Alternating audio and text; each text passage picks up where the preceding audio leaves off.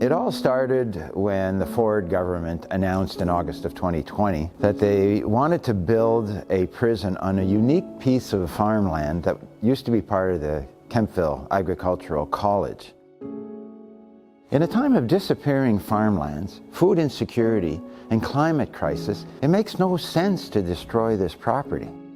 The farm is still very good arable land, which can serve many agricultural purposes for the community and for the farmers in this area.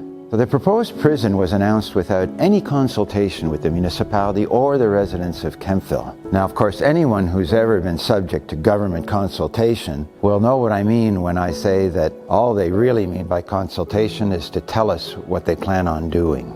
That is not consultation, and they know that. This is a small town of 4,000 people. It doesn't even have the kind of services you need, the support systems for a prison. And the more we've learned about the Ontario jail system, the more people have realized this prison shouldn't be in anyone's backyard. Now, in our case, it wouldn't be in our backyard, it would be in our house. If all the government did was to reform the bail and remand system, they wouldn't need to spend money on any new prisons.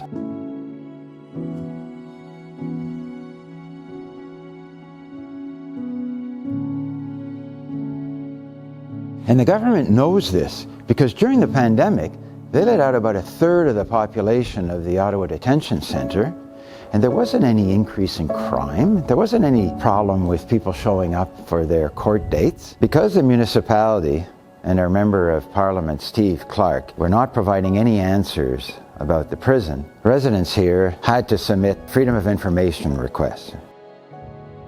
One of the important things we found out in our research is that the land actually is still being held by the Ministry of Agriculture. It has to be transferred to the Ministry of the Solicitor General for them to move ahead with their plan. We've asked the Minister of Agriculture, Lisa Thompson, to not transfer the property over to the Solicitor General so that they can then proceed with their proposed prison plan. We hope that during the election campaign, a party comes out very strongly against the proposed prison plan so that will give the residents of Kemptville and North Grenville an option if they want to stop this prison from destroying our heritage farmland. In that diagram of the site, I can see the building I was born in when my grandmother and my father both passed away. That's the Kemptville Hospital, as well as the house I lived in for 20 plus years growing up, the schools that I attended, elementary and high school, and the college where my mom taught for 30 years, as well as the fields where I learned to grow food. How can you in all seriousness tell us that this is a good idea in a time of food scarcity to be using this invaluable agricultural land to put this kind of a facility on?